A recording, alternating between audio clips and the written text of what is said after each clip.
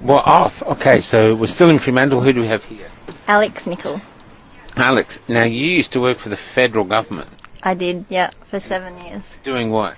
I was policy advisor for a Liberal Party senator. Okay. And you were saying about you working with the windmills? Yeah, so the area that I was working in was renewable energy. And basically, it was my job to uncover a lot of the stuff that was going on with the Renewable Energy Act, which was put in 2002 under the Howard government.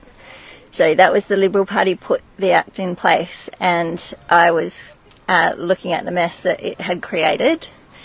And what a lot of people don't understand is that the Renewable Energy Act creates a subsidy environment where if you build wind turbines, you're paid between $600,000 and $900,000 per turbine per year as a subsidy alone.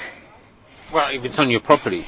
No. So what happens is the wind company comes in and leases, they pay a lease to the farmer to build the wind turbines, and that in effect makes sure that the farmer is still liable for the turbine. Okay. And they pay a lease of $12,000 a year, usually, and the company gets paid between $600,000 and $900,000 per turbine per year. So they pay $12,000 to the farmer, but they get $600,000 Exactly. per turbine. Yeah. Which is a big incentive to put in turbines. Yeah, and the landowner takes the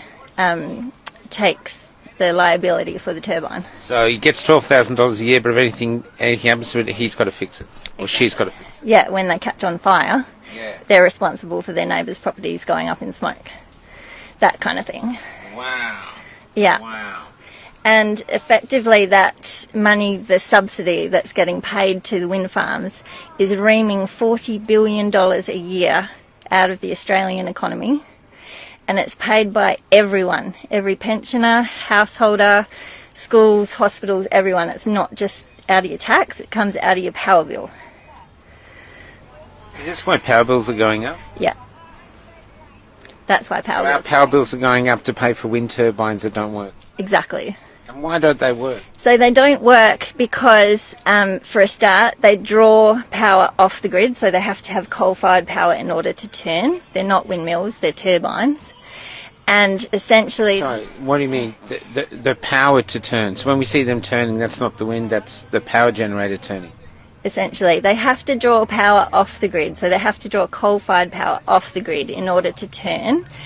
And what happens when the wind picks up, they do actually start to create electricity of their own, but that electricity is so intermittent and unreliable, when it gets back to the grid, it has to be balanced on the grid, which you can't do. And like with your coal-fired power station, you can't ramp your coal-fired power stations up and down. So the coal-fired power station stays at the same level because it takes 24 to 48 hours for them to get up to heat anyway, and they just let off steam as the wind comes onto the grid. So there's absolutely nothing about them that works apart from reaming that amount of money out of the Australian economy, and it's going offshore. That money's going offshore?